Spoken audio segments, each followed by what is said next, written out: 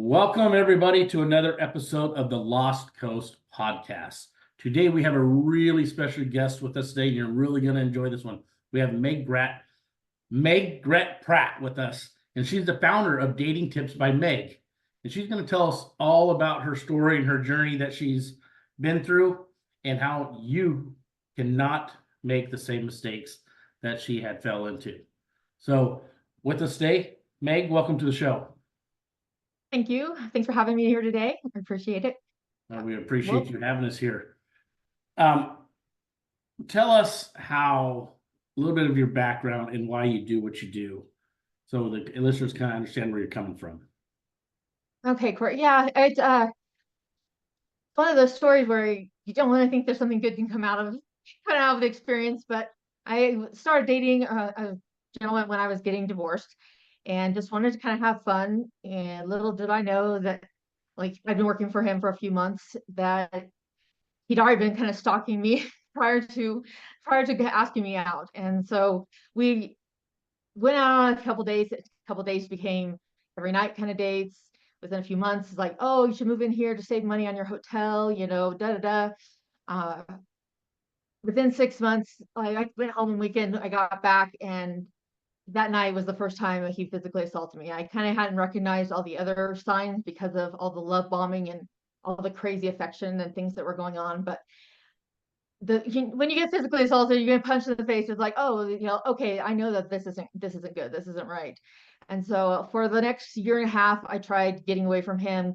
It was things like threats to myself, threats to my children from another marriage, uh, promises of grandiose life, all the good things that could happen again if we just back together.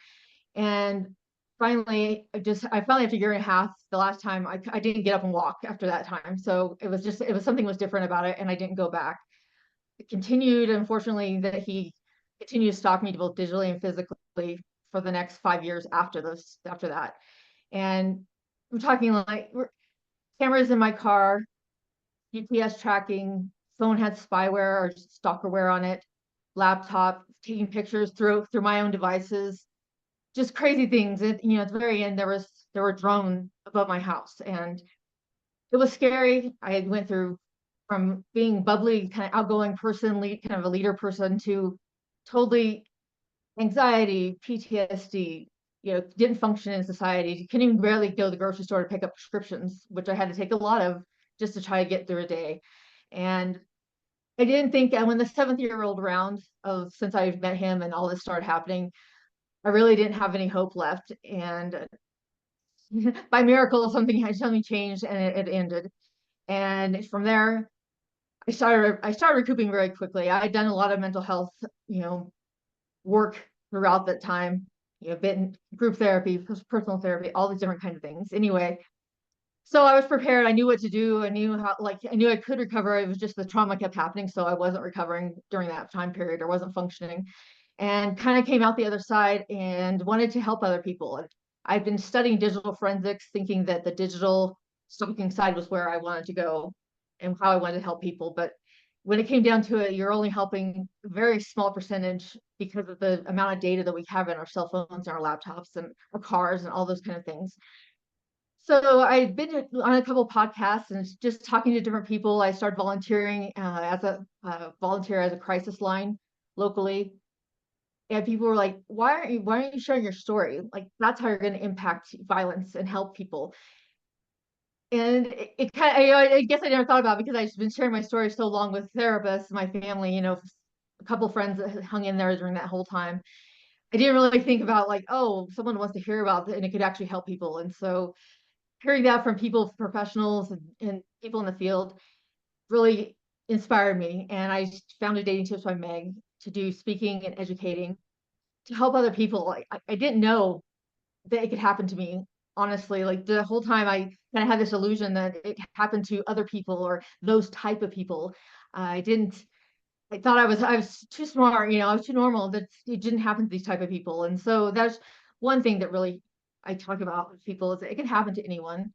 And so that's between that and then the early signs, seeing things early and trying to differentiate love bombing from a healthy romance and a healthy relationship. so that people don't go through this, because it destroys your life, derails your path, and just couldn't imagine letting other people just do that blindly again. And so it's kind of in a nutshell why I decided to do that, and what my background is as far as, just the experience and how much I went through and how much daily things that happen brought me to the part that knows victims need to know that they're not alone out there. So Oh, yeah, I think that's the biggest thing. I mean, in those situations, you think you're kind of locked in. I don't know, correct me if I'm wrong. I mean, I'm sure you try to reach out to law enforcement, try to reach out to other people, but it's kind of like, if it's not like in front of them at the time, there's not much they can do or much they're willing to even help you with. So you're that's why you're probably feeling like you're left there on your own. That's why you're getting scared, because there's nobody there that can actually take the steps to get you in the right direction, even just for the counseling. yeah, I think that it was very frustrating, the law enforcement side. Unfortunately, I don't like to say that, but he was a career criminal. I found out a little too late that part, but he knew how to work the system and how to make it look like he was not at fault, or, oh, she's imagining this, or she's crazy, things like. And the other part was, people didn't believe that these kind of crazy things could happen. Oh, someone could hack into your computer and they're moving your files, while you're watching. They were like, oh, that's not even possible. That's like a sci-fi movie.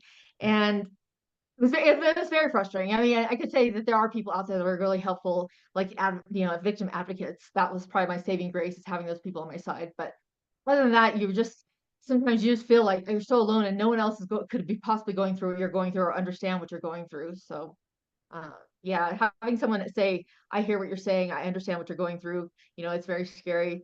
It's just some of those words that a victim needs to hear. Yeah. So Yeah, this has definitely. got to be pretty liberating for you to be able to stand here now and talk about it and help other women that are in those positions. I mean, I think it's an amazing thing what you're doing. I mean, this most people want to hide from it, never want to talk about it again. Put it in their past and be there. And you're bringing it to the forefront and helping other people see the early signs. Give us kind of an idea of what some of these people that are dating should be looking for, so everybody can learn from what we got going on here. All right. Yeah, that definitely doesn't things that happen. And I'm gonna say it right up front, it's some of these things are hard to distinguish between being like flattering, or romantic, versus, so for instance, jealousy. At the beginning, someone's like, oh, they're kind of jealous of talking to another guy, or you're smiling, or who was that coworker. There's a thing between like that healthy jealousy and extreme jealousy. Uh, when people, you can't even like look up the waiter because he's a male.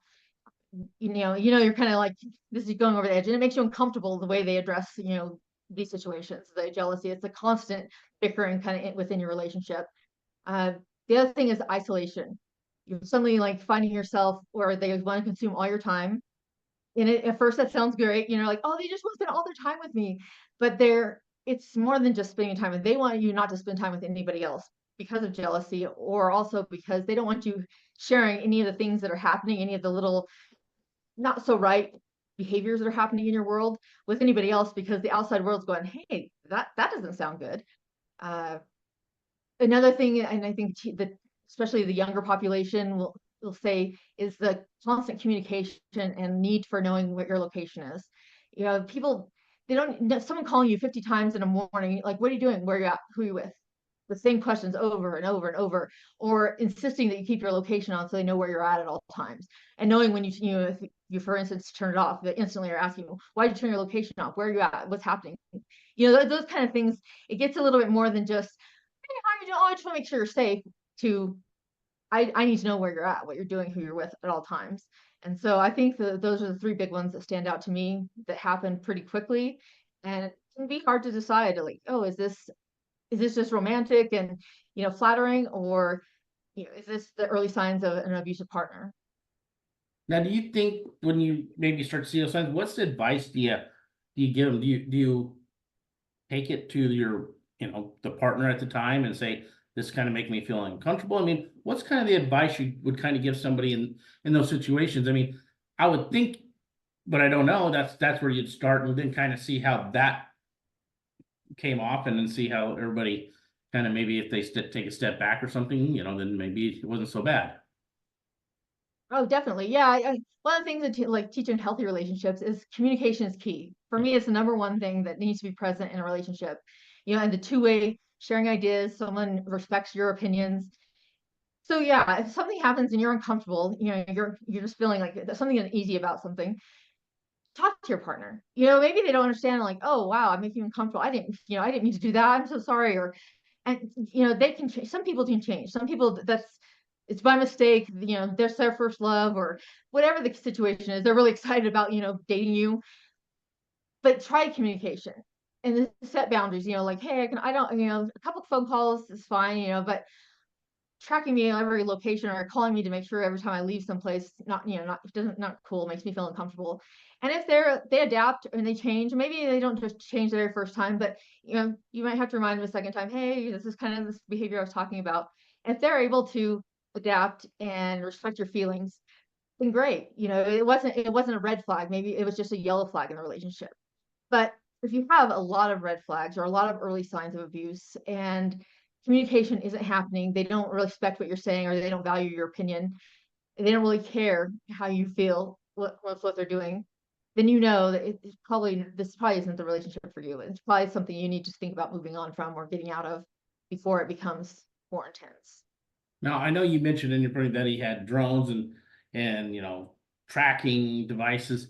I mean, do you think technology has, made this more of an issue in that, because it just makes things so much more easier to try to control that person and be on top of it?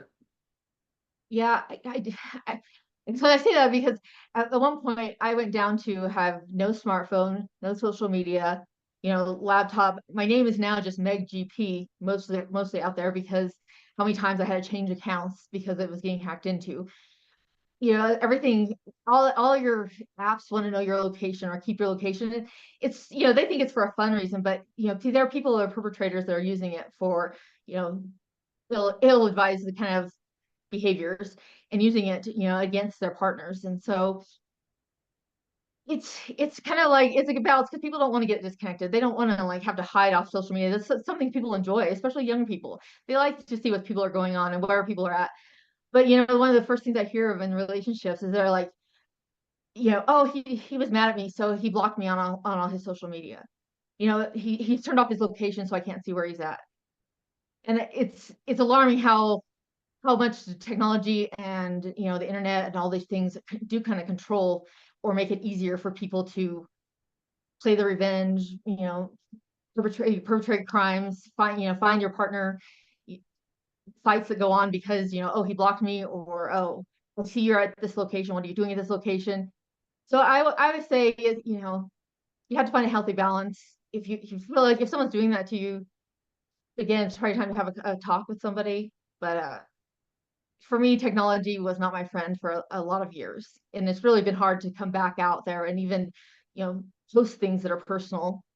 Of course, now I do it every day, kind of on my dating tips by Meg social media. But at first, it was like, oh my gosh, I'm gonna have to go back out there and you see everything I have, and was able to get into things so easily. Like it was scary, because I knew that was one of the ways he kept track of what I was doing, who I was with, and that kind of thing. Even with the location off, sometimes they still have access to where you're at with trackers. So Yeah, yeah.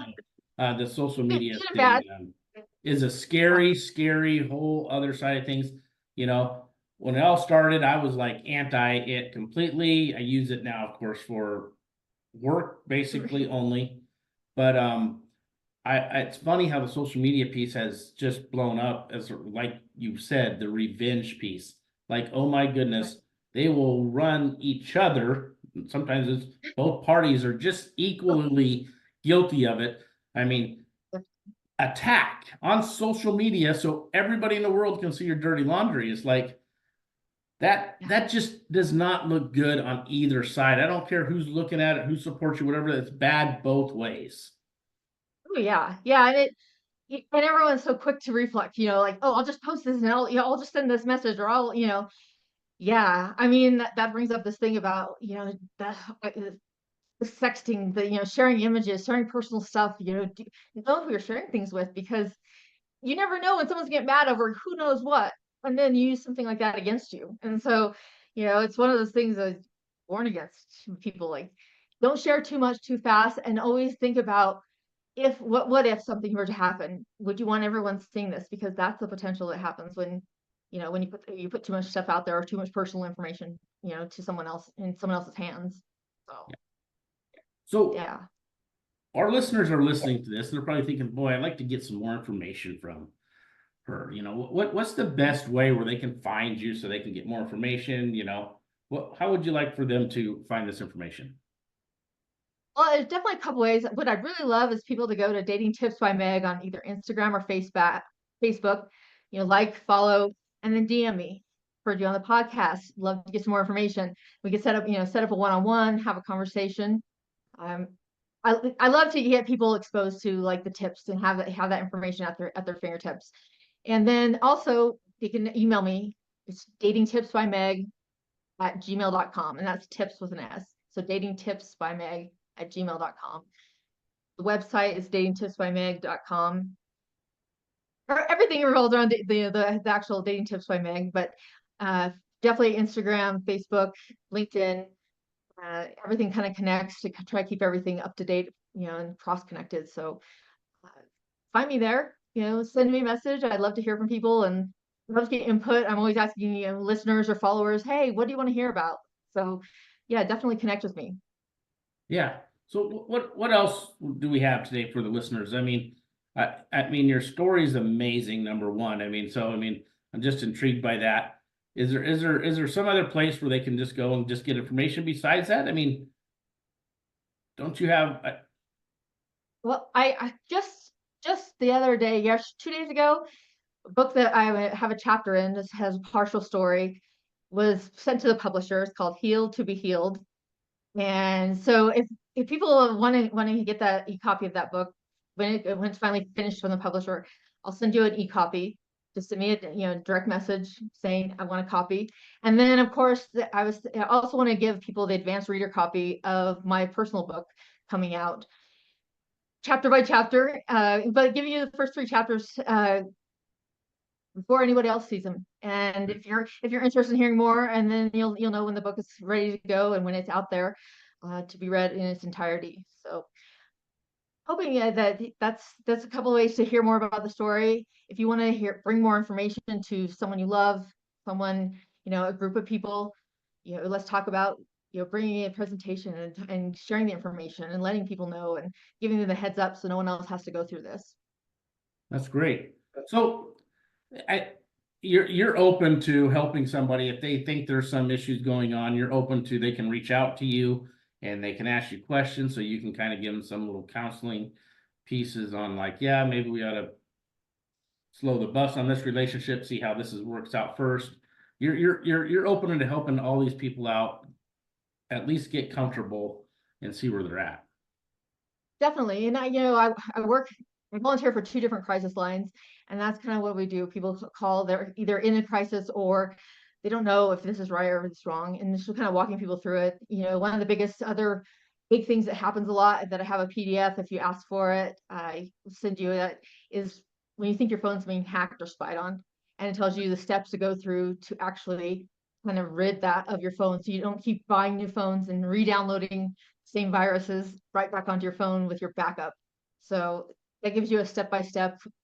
How do I make my phone safe? Can I still use my phone? What should I do if I think that this, something's put something on my phone? So The problem is, I think the government's listening to us all the time, no matter what. As soon as you get on social media, I don't know about you, but I can be talking to something about something, and the next day, or within hours, maybe even, I'll get an advertisement for that product or something. It's just crazy.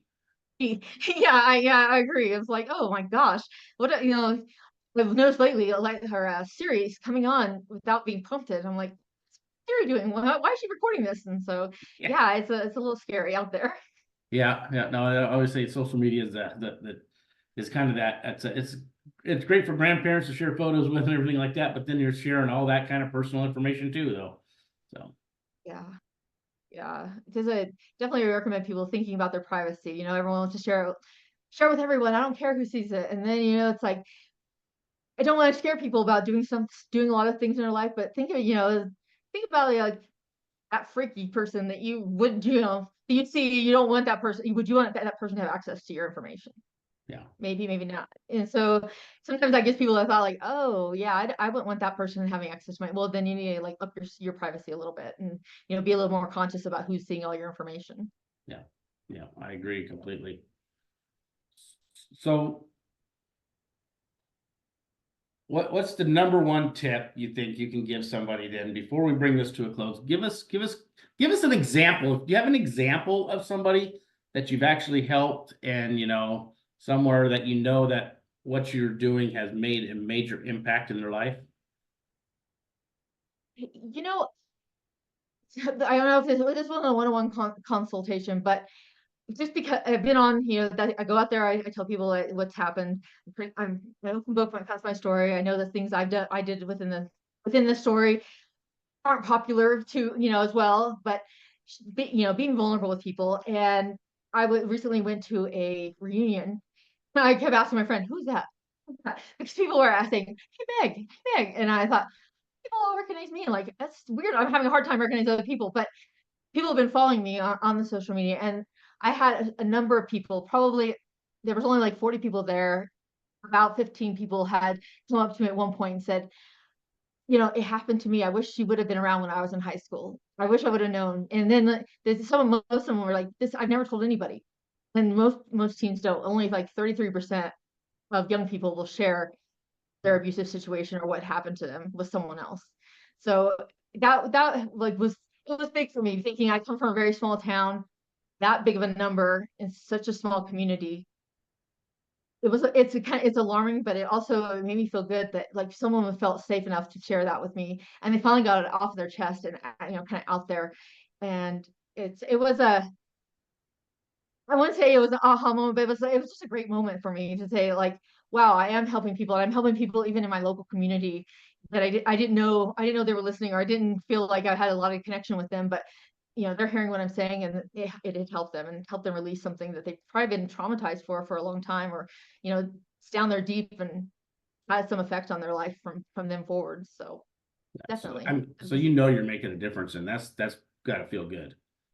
Yeah, it does feel good. It's just knowing that people aren't alone anymore, or if they are, or if they're questioning their relationship, they're like, oh wow, okay, yes, now I definitely, I hear this is a couple check marks or ways I can tell that this isn't a good situation. So because honestly, it is hard to tell in the beginning whether you're just having this great romance, or if it's turning into something not so great.